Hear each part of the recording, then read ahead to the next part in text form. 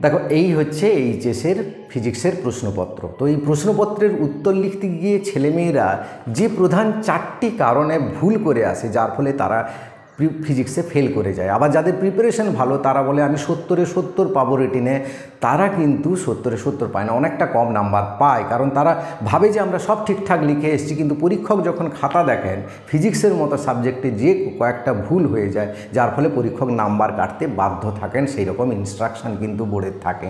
হ্যাঁ, তো কী সেই ভুলগুলো করে এবং আজকের যে একটা পিডিএফ সাজেশান দেবো তোমাদের, সেই পিডিএফ সাজেশানটা তোমরা কিভাবে ডাউনলোড করবে এবং কিভাবে দেখবে, কারণ একটু গণ্ডগোল রয়েছে, না দেখলে না শুনলে কিন্তু তোমরা পিডিএফটা ডাউনলোড করে কোনো উপকারে লাগবে না তোমাদের। তাই সেটাও ভালো করে জেনে যাও। ভিডিওটা শেষ পর্যন্ত দেখো, ভালো লাগলে লাইক করে অবশ্যই বন্ধুদের শেয়ার করে দাও। এই দুদিন কিভাবে প্রিপারেশন করবে, দিলে তোমার পরীক্ষা কিন্তু ভালো হবে।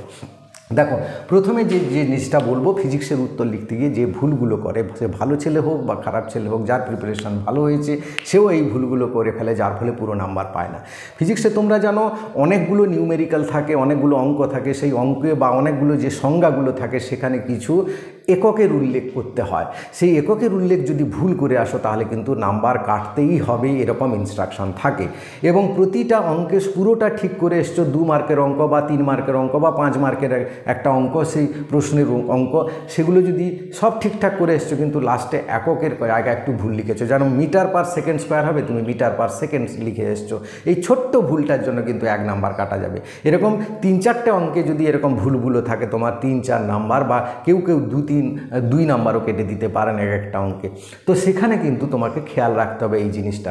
সে তোমার প্রিপারেশন যতই ভালো হোক না কেন, যতই কনফিডেন্ট হোক না কেন, এই খেয়ালটা না থাকলে কিন্তু তোমার নাম্বার কাটা যাবে। এবার দেখো, অনেকে কি করে না, ফিজিক্সে 2 রকমের প্র্যাকটিস করে।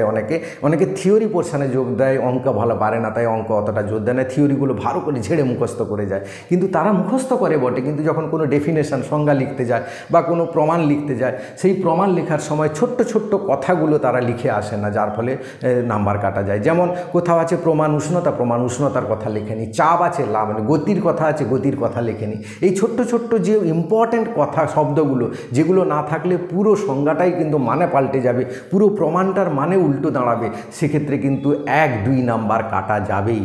তো এই জিনিসগুলো কিন্তু ডেফিনেশন লেখার সময় বা থিওরি পোর্শন লেখার সময় তোমাকে খেয়াল রাখতে হবে, তবেই তুমি ফুল নাম্বার পাবে।